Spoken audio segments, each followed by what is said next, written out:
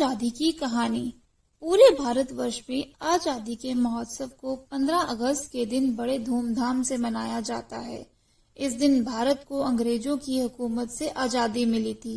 यह दिन स्वतंत्रता सेनानियों और महान नेताओं के बलिदान का प्रतीक है, जिन्होंने देश की आजादी के लिए अपनी जान तक कुर्बान कर दी थी, ताकि आने वाली पीढ़ियां भारत में चैन की सांस ले सके।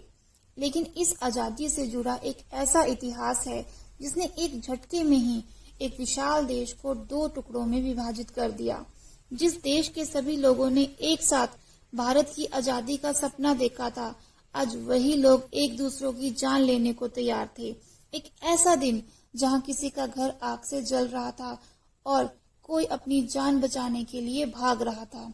स्टेशन पर आने वाली रेलगाड़ियां सिर्फ लाशों को लेकर आती थी।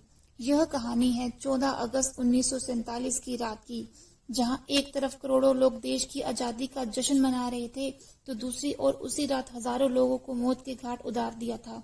हजारों महिलाओं की इज्जत लुट गई थी।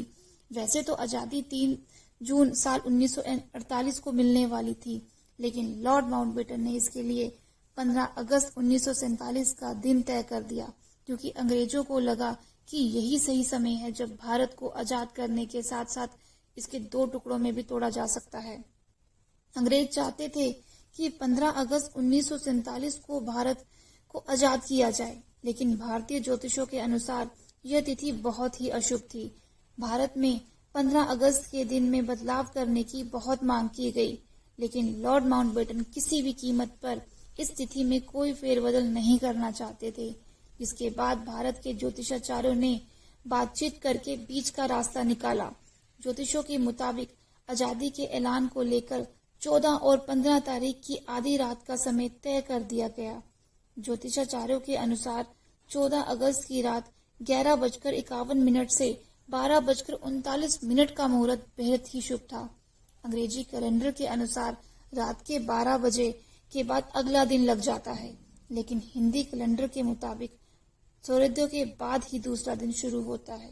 इसके अनुसार यदि 14 और 15 तारीख के बीच की आधी रात को आजादी का ऐलान किया जाए तो सभी के मन की बात हो जाएगी। एक और भारत आजादी की राह देख रहा था और दूसरी ओर मुस्लिम लीग के नेता मोहम्मद अली जिन्ना को मुसलमानों के लिए एक अलग देश चाहिए था और अंग्रेज जल्द से जल्द भारत को दो टुकड़ों में बांटना चाहते थे। भारत के दो टुकड़े करने के लिए अंग्रेजों ने रेडक्लिफ नाम के व्यक्ति को भेजा। जिस इंसान को अंग्रेजों ने इस कार्य के लिए चुना था, वह कभी भारत पहले आया ही नहीं था, ना ही उसे भारत का भूगोल पता था, और उस आदमी ने बिना विचार किए भारत देश के बीच लकीर खींच दी और इसके दो टुकड़े कर दिए। 14 अगस्त 1947 को पाकिस्तान नाम का एक नया देश बन गया और रात के 12 बजे के बाद 15 अगस्त 1947 को भारत आजाद हो गया। भारत और पाकिस्तान के बीच लगी लकीर को खींचने में 17 अगस्त तक का वक्त लग गया और आजादी की घोषणा के बाद शुरू हो गया वो भयानक कत्लेआम, जिसमें पूरा भारत दंगे की आग में जल उठा। भारत में रहने वाले बहुत से मुसलमानों को पाकिस्तान जाने की जल्दी थी, तो वहीं दूसरी तरफ पाकिस्तान में रहने वाले हिंदुओं और सिखों को भगाने का सिलसिला शुरू हो गया।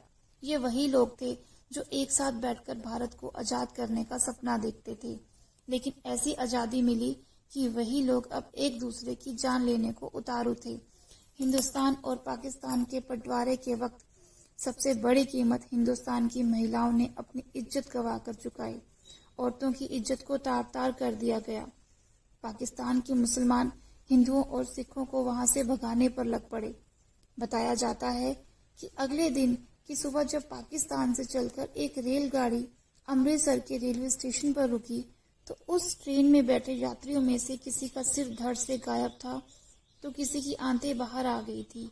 पूरी ट्रेन लहूलुहान थी, यहाँ तक कि रेलवे ट्रैक पर भी सिर्फ खून नजर आ रहा था।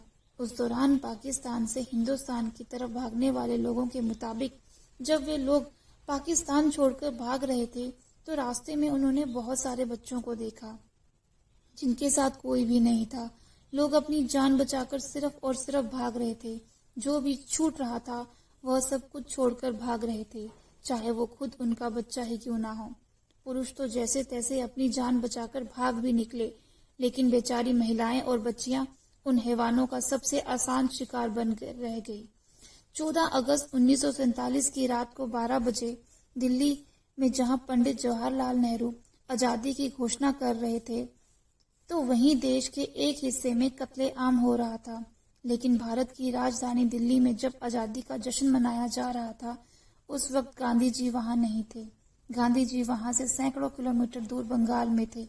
महात्मा गांधी जी ने नेहरू और सरदार पटेल को पत्र लिखकर कहा था कि मैं कैसे खुशी मना सकता हूं जब देश में अपने ही लोगों को मार काट के आजादी का जश्न मनाया जा रहा है।